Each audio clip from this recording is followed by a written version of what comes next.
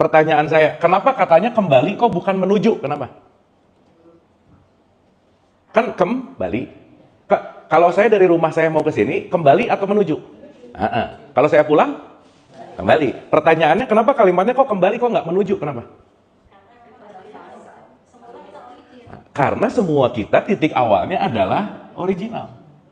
Dulu. Jadi berarti pertanyaannya yang disuruh kembali ke fitrah, berarti sesuatu yang menjauh dari fitrah, betul nggak? Yes. Artinya kalau menjauh dari fitrah, menjauh dari origin, menjauh dari keaslian, kita sedang mengalami sesuatu yang ilusi, gitu kira-kira. Nah, kita pakai diksinya langsung aja ya. Semakin mendekat menuju keaslian namanya fitrah, semakin menjauh namanya musyrik, gitu loh, Bu. Jadi musyrik itu berarti sesuatu yang jauh dari original.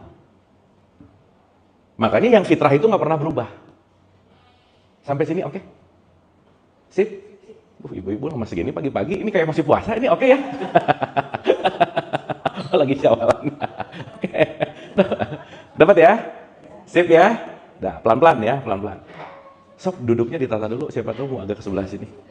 Pokoknya nyaman dulu aja.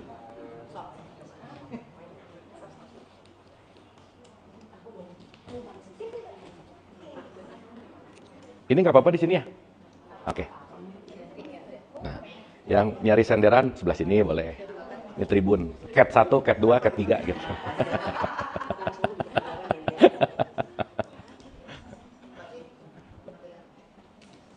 Oke. Sudah nyaman? Aman? Kita lanjut ya? Oke, bismillah. Ulang ya. Ulang. Berarti pilihan kita itu cuman fitrah atau musyrik, udah gitu aja. Ibu pernah dengar kata-kata musyrik nggak? Yang kepikiran begitu dengar musyrik apa yang kepikiran? Kenapa? Dukun. Apalagi? Ya apapun itu ya. Tapi tolong sekarang lebih esensi mengartikan bahwa kemusyrikan di luar tapi di dalam gitu. Nah, contoh dulu, contoh supaya kita bicara dalam aplikasi. Pertanyaan. Sebenarnya origin kita tuh dari mana sih? Keaslian kita dalam perspektif ini? Innalillahi wa inna ilaihi rajiun. Semua berasal dari Allah dan akan kembali ke Allah. Semua berasal dari Dia dan akan kembali ke Dia. Semua berasal dari sumber dan akan kembali ke sumber. Jadi kita meskipun casingnya beda-beda, tapi sumbernya sama nggak? Sama. Tapi ibu-ibu kalau ditanya, ibu orang mana? Jawab apa? Yang orang Jawa, yang Jawa apanya? Tubuh biologis karena lahirnya di daerah Jawa. Sip ya? Nah, nanti kita pelan-pelan akan ngerti nih, apa sih yang original? Karena sorry ya, kalau kita nggak main-main ke original, pasti hidupnya tersiksa aja. Bahasan kita hari ini terbelenggu gitu kira-kira. Ya, nah sekarang kita akan belajarnya begini, Bu. Saya ulang dulu sedikit lagi ya. Jadi kesini adalah origin, makin kesini semakin palsu. Nah, kita sebut palsu aja. Atau tempelan gitu. Jadi nanti kita kadang-kadang lebih nyaman dengan kepalsuan daripada yang asli gitu kira-kira. Sip ya? Oke, nah sekarang pertanyaannya, kita bikin simpel aja dulu. Berarti kalau gitu kita semua berasal dari Allah, maka di surat 32 ayat 9, aku tiupkan ruh. Betul nggak, Bu? Yes. Berarti esensi kita semua sebetulnya ruh yang punya kemasan beda-beda, itu intinya. Nah, yang menarik adalah Allah sendiri mengatakan di surat 6 ayat 12, 6 ayat 54, 1 ayat 1, ini semua mau ngasih tahu bahwa simple, kalau kamu mau mengenali keaslianmu hanya satu, keaslianmu hanya ini, keaslianmu hanya Rahman dan Rahim, disebut welas asih. Oke? Welas asih.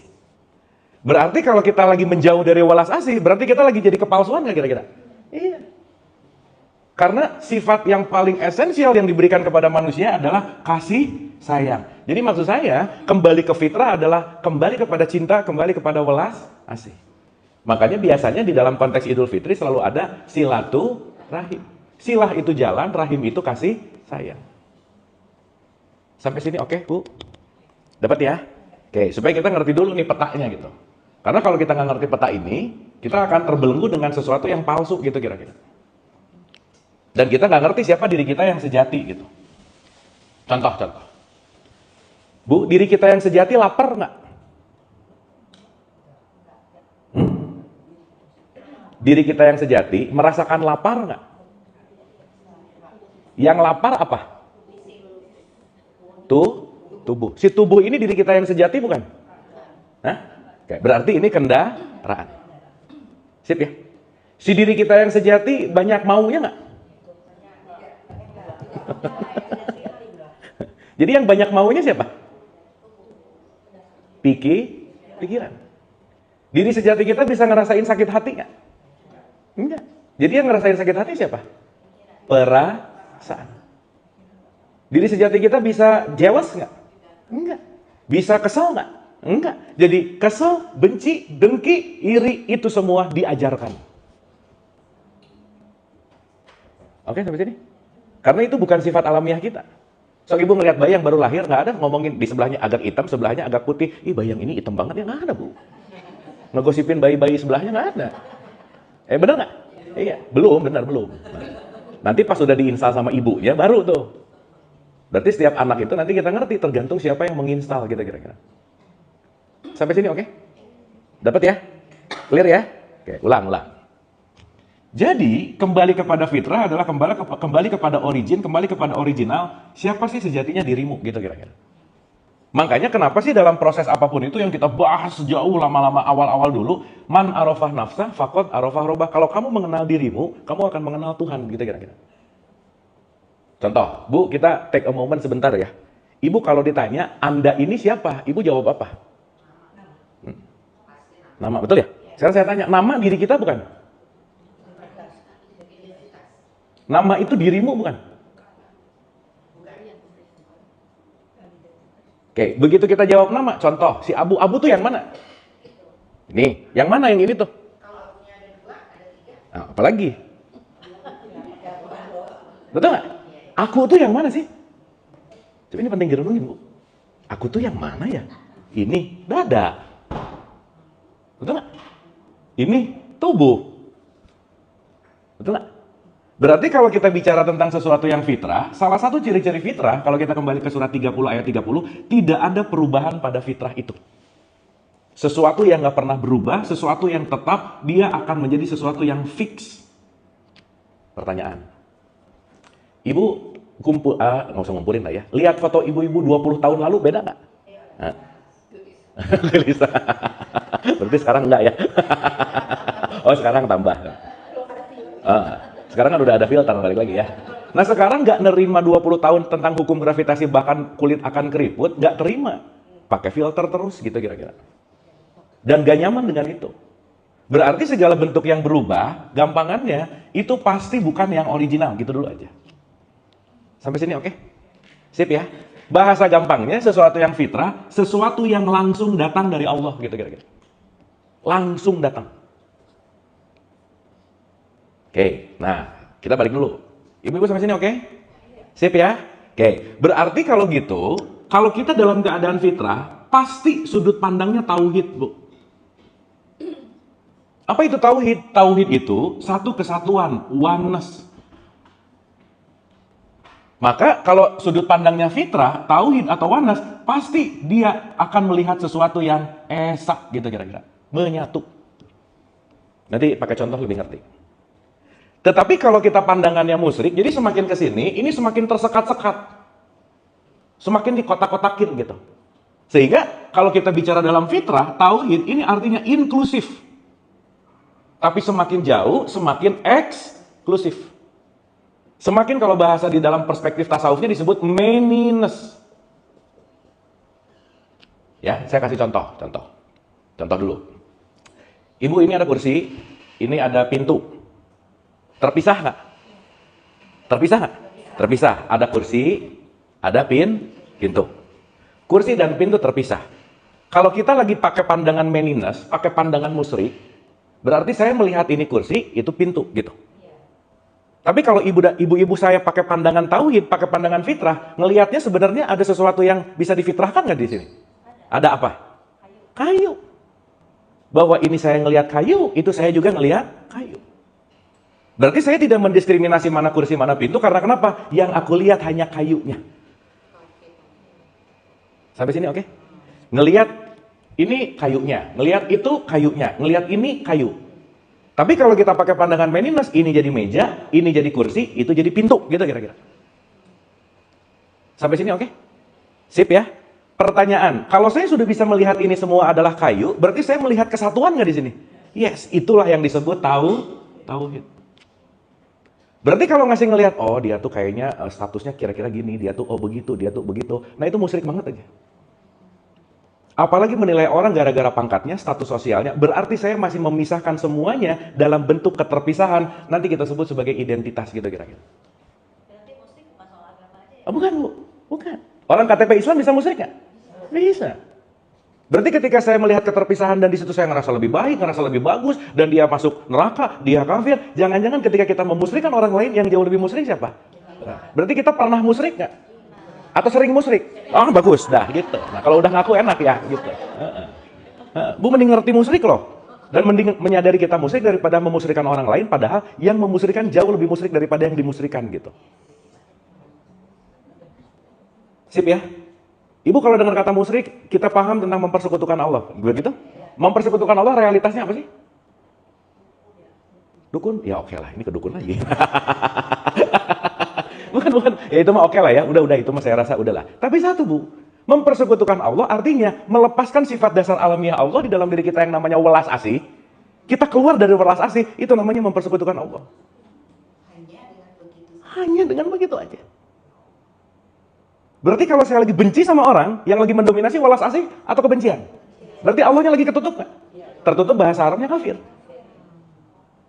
Berarti saya lagi out of fitrah. Berarti saya lagi ada di sini. Sip ya? Jadi kalau kita nanti ngerti, marah, benci, iri, dengki, begitu marah, ibu ingat dulu, dia mau musyrik nih. Gitu loh Bu, ini mau musyrik nih gitu. Kenapa? Yang mau keluar adalah egoku, kebencianku, kedengkianku. Yang mau keluar adalah diriku yang palsu gitu. Nah sekarang saya tanya, sehari-hari yang suka dipakai yang palsu atau yang asli? Yang mana? Udah gitu aja. Ya, ada anak buah ketemu bosnya, pagi Pak, senyum tapi di dalamnya mati aja lu, gitu kok bisa aja? Betul nggak? Kita nggak tahu loh. Sehingga kita pakai banyak filter, yang akhirnya kita nyaman dengan kepalsuan itu, kita jadi nggak suka sama diri kita yang sejati gitu. Akhirnya pengen jadi orang lain gitu. Ngelihat gitu pengen, ngelihat gitu kayaknya bagus deh, ngelihat gitu pengen lagi gitu. Akhirnya dia tidak menemukan dirinya karena terlalu sibuk ingin menjadi orang lain gitu. Dibandingin mulu. Ibu kita tahu ya, membandingkan adalah akar dari depresi. Jadi kalau hidup banyak membandingkan, udah siap-siap depresi aja.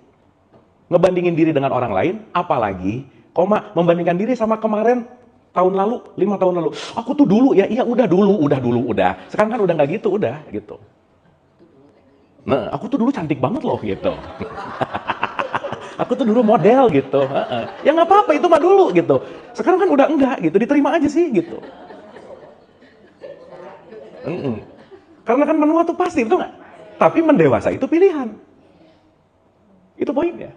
Makanya nanti kita ngerti bahwa segala semua bentuk konteksnya adalah pilihan. Udah mulai agak-agak kebayang antara musyrik sama fitrah? Makanya Bu di Quran, musyrik adalah orang yang memecah belah agama dan setiap golongan merasa bangga dengan agamanya. Jadi bisa menuhankan kelompoknya nggak? Iya. Jangan-jangan yang dituhankan agamanya, bukan Allah. Jangan-jangan yang dituhankan kelompok agamanya. Sip ya? Berarti gampangannya, semakin ke musyrik semakin ada keterpisahan, semakin ke fitrah semakin ada penyatuan. Sampai sini oke? Sampai sini oke? Berarti kalau saya ngelihat di sini ada orang Kristen, Hindu, Buddha, Konghucu. Kalau pakai pandangan tauhid kita hanya ngelihat apa di sini? Manusia, selesai. Kan sekarang gara-gara baju stres, alergi. Aduh ini agak-agak ada lambang salib nih gitu. Kayaknya neraka banget gitu. Bisa begitu nggak? Kenapa bisa begitu? Karena terprogram. Dan suka nggak suka, mau nggak mau kita terprogram 1 detik setelah lahir, lebaynya begitu. Dan yang memprogram kita lingkungan. Dan yang paling kuat memegang program kita orang tua. Makanya Bu maaf banget ya, jangan jadi orang tua yang merusak kurikulum anaknya gitu. Maunya ngurusin urusan aku aja, nggak tahu si anak ini benih yang siap untuk tumbuh sesuai dengan benihnya gitu. Sehingga programnya sesuatu program yang quote and quote lah. Bukan program yang fitrah gitu kira-kira. Sampai sini oke? Sip? Clear ya? Ulang. Berarti kalau saya ngelihat ini kayu, itu kayu, ini kayu, ini kayu. Kemana saja aku melihat adalah kayu. Tapi kita tahu semua kayu adalah atom bentuknya dari energi yang memadat. Energinya, esensi. Berarti semua ini atom nggak sebenarnya? Semua ini energi nggak? Dalam perspektif Quran, energi itu Allah selalu mengatakan, aku adalah cahaya. Berarti kalau ibu-ibu baca surat Al-Baqarah 115, jadi make sense nggak sekarang? Kemana saja kamu menghadap, itu wajahku, kata Allah. Iya. Iya. Berarti kalau ibu sekarang ngelihat semua wajah adalah wajah Allah, ada kebencian nggak kira-kira? Enggak lah. Tapi memang jujur sih Bu, ngelihat wajah Allah di orang nyebelin susah banget sih memang gitu. Gini-gini banget ya gitu. Tapi ya udah aja sih gitu. Orang ini sebelah lagi. Segrup lagi gitu. Udah. Karena yang paling nyebelin orang dekat sih Bu biasanya. Udah gitu aja. Dapat ya? Berarti kalau kita udah punya pandangan wanas, ngelihat siapapun, ngelihat diri sendiri nggak sebetulnya? Iya, maka hashtagnya kamu adalah aku yang lain. Menyakitimu menyakitiku, menolongmu menolongku. Jadi kalau kita lagi nolong orang lain, nggak ada yang ditolong kecuali diri sendiri. Selesai. Betul nggak? Jadi kalau kita malas nolong orang lain, berarti lagi jahat kepada siapa? Nah, gitu. Kalau lagi julid sama orang lain, berarti lagi jahat sama siapa? Nah. Tapi kan lagi julid, nggak kerasa gini-gini, Bu. Pokoknya ngomong gitu. Boro-boro. Kita ingat pengajian cuma lagi di pengajian aja sih, udah gitu aja. Habis gini kadang-kadang lupa. Makanya penting untuk dilakukan yang namanya installing. Itulah kenapa penting untuk dilakukan yang namanya kalibrasi gitu. Bu, saya selalu ulang-ulang ya. Kalau kita lagi ngaji bahas sabar, pulang ibu-ibu belum jadi orang sabar, belum. Baru tahu ilmu sabar. Terus kalau mau jadi orang sabar gimana caranya? Ketemu orang nyebelin, udah gitu aja. Sip ya? Berarti nanti kita ngerti begitu ketemu siapapun, oh ini lagi ngelatih aku. Jadi kalau mindsetnya latihan, kalau mindsetnya adalah belajar, kita akan melihatnya, oh oke.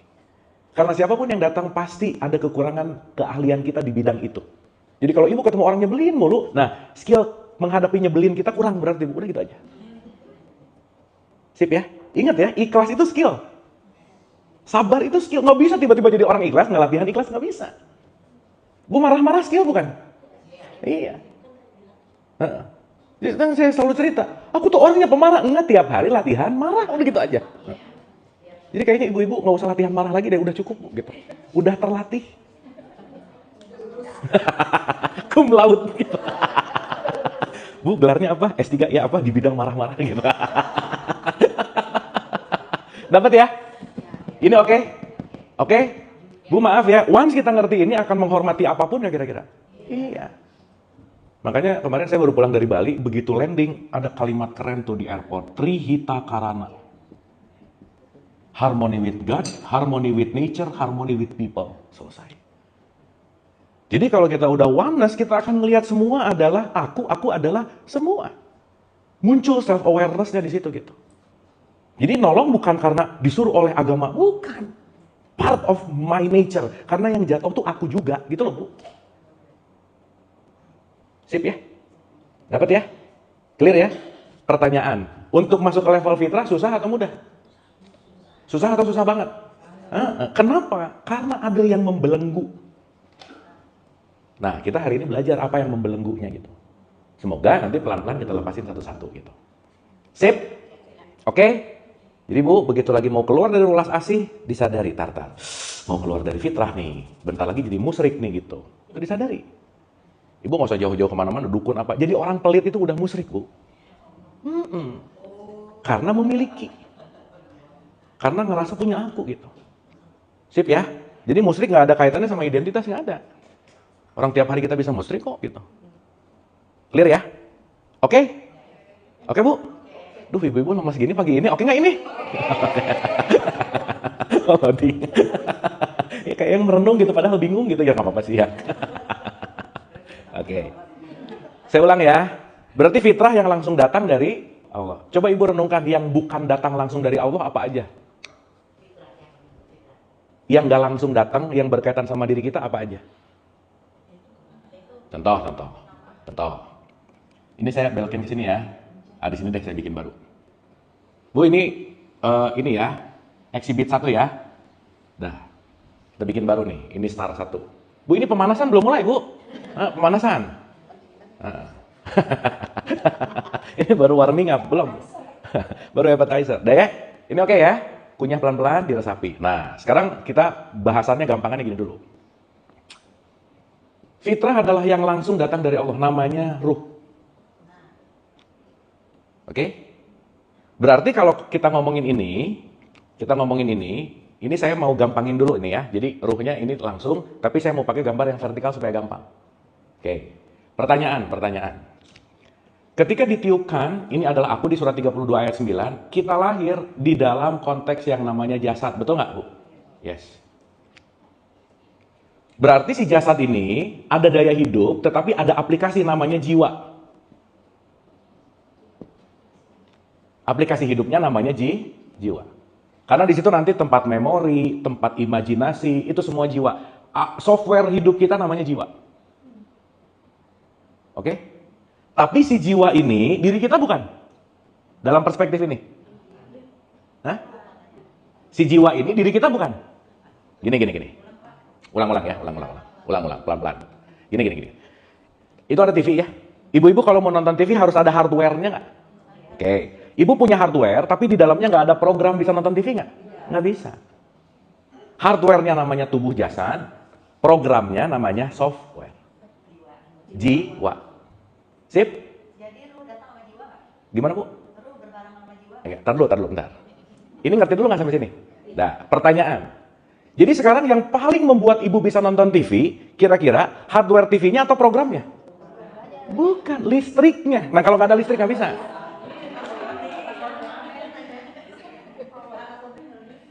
Ya betul nggak? Sip ya? Jadi secara esensi waktu ibu nonton TV sebenarnya lagi nonton apa? Listrik. Loh, betul nggak? Listrik yang diregulasi sama software yang akhirnya menjadi sebuah tayangan. Sejatinya kita yang lagi ngelihat hanyalah gambaran-gambaran energi yang bergerak. Cuman kita sudah memaknai namanya jadi film. Sip?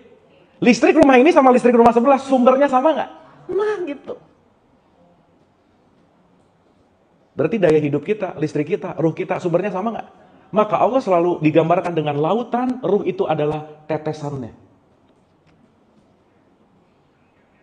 Sampai sini oke?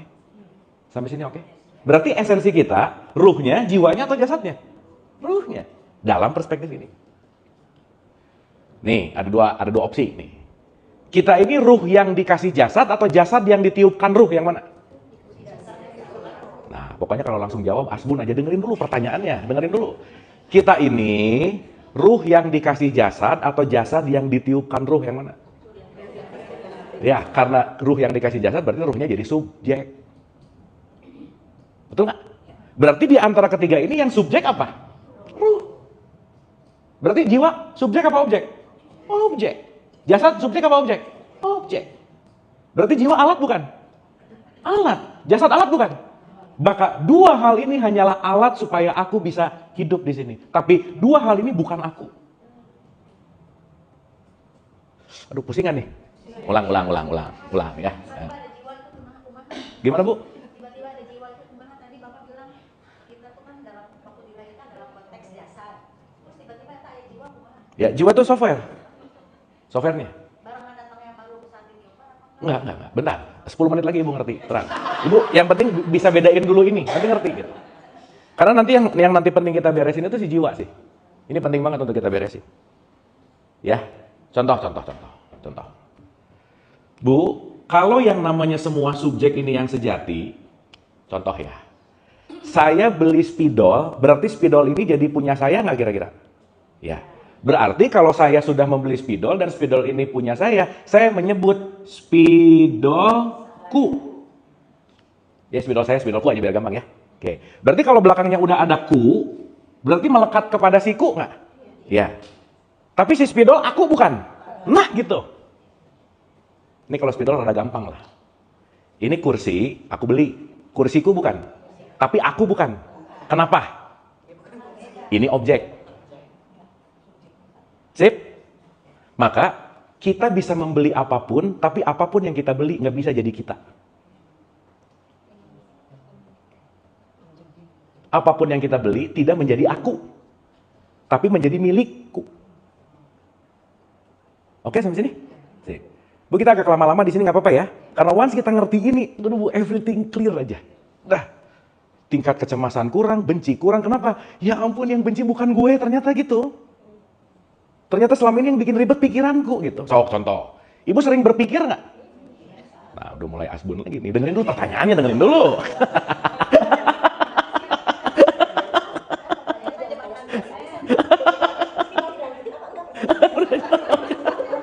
Bu, gini. Berpikir adalah aku menggunakan pikiran. Betul nggak? Sekarang saya tanya, ibu-ibu lebih sering menggunakan pikiran atau lebih sering digunakan pikiran? Nah, jadi jarang berpikir, udah gitu aja. Nah, didongengin. Makanya orang hari ini kenapa lebih sering senang dengar dongeng? Karena malas mikir. Malas mikir akan membuat kita menilai orang lain. Jadi orang yang malas mikir pasti senang ngejudge. Jadi orang yang malas mikir otaknya baru, Bu, masih mahal harganya gitu.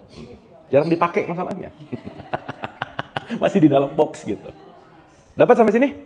Ibu bisa bedain mana aku menggunakan pikiran dan mana pikiran menggunakan aku. Bisa bedain nggak? Bisa dong. Waktu overthinking berarti kita lagi digunakan oleh pikiran nggak? Aduh, harusnya gini, oh bla bla bla. Dan nanti kita ngerti, Bu, yang membuat kita menderita itu semuanya di dalam juga sih gitu.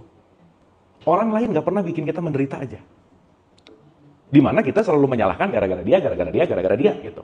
Ah, nggak usah nyalahin lah, dapat ilmu aja langsung kepikiran orang lain kadang-kadang. Di pengajian, jangan jadi orang pelit, dia banget gitu.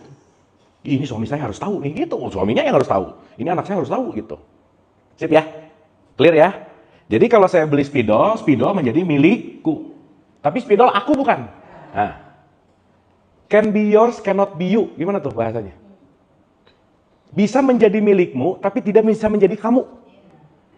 Sekarang saya tanya, kalau spidolnya hilang, dirinya hilang nggak? Oke, sekarang kalau spidol mah biasa aja. Tas Hermes misalnya. Begitu habis beli tas mahal, jadi tasku nggak? Tasnya dicuri, apa yang dirasain? Langsung masuk rumah sakit. Padahal yang hilang dirinya atau tasnya? Aneh ya? Fakta. Berarti kalau kehilangan sesuatu sampai masuk rumah sakit, melekat kepada si tas. Tapi hampir semua manusia kan. Hampir, Bu. Iya. Makanya kita jangan jadi kebanyakan gitu maksudnya. Ibu maaf ya, mau kehilangan A, kehilangan B, kehilangan C, kehilangan diri nggak? Sebelum kehilangan diri, tenang aja, Bu, nggak apa-apa. Tapi maksudnya bukan berarti di sini udah hilang-hilang. Bukan gitu, bukan ya. Maksud saya, nih, saya mau pinjam dari cerita Imam Ali ini. Ini keren, Bu. Dia tuh ngomong gini, aku tuh aneh sama orang-orang yang kehilangan kudanya, dia mati-matian mencari kuda. Karena merasa bahwa kuda itu hartanya, dia kehilangan hartanya. Aku aneh kepada orang yang kehilangan rumahnya, dia mati-matian membangun karena rumahnya kebakar dan seterusnya. Tapi lebih aneh lagi, ada orang kehilangan dirinya, kok dia tenang-tenang aja. Betul nggak? Jangan-jangan kita kehilangan diri, nggak kenal sama diri, lebih sibuk sakit hati sama hilang uang, hilang mobil, hilang apa, tapi nggak kenal siapa yang kehilangan. Gitu loh, Bu. Betul nggak? Oke. Sip. Makanya mobil ulang-ulang ya, contoh. Mobil tetangga ketabrak biasa aja, mobilku ketabrak, gitu nggak? Iya. Padahal yang ketabrak mobil atau diri? Even yang ketabraknya kita, yang sakit itu tubuhnya, bukan akunya. Karena ini tubuhku. Betul nggak? Karena tubuh ini kan objek, kendaraan. Makanya Bu maaf ya, sakit itu pasti. Tapi menderita itu pilihan. Nggak semua sakit harus menderita. Orang ada yang sakit, tapi nggak pernah komplain, nggak pernah gimana-gimana. Enjoy, sakit sih, tapi dia nggak menderita. Maka pain is tidak terelakkan, tapi suffering choice gitu. Oke, sampai sini? Sip ya? Jadi selama ini kalau kita bete, kesel, marah, lagi ngeselin apa sih sebenarnya? Nggak jelas juga sih gitu. Betul nggak? Gara-gara. Kita lagi, dalam tanda petik, kita lagi kesel apapun sesuatu yang ilusif gitu. Sebetulnya. Nah, bahasa gampangnya itu disebut ego. Gitu. Oke? Dah. Spidol sama tas mah gampang di luar diri kita. Sekarang, Ibu pegang tangannya, itu tangan siapa? Tanganku.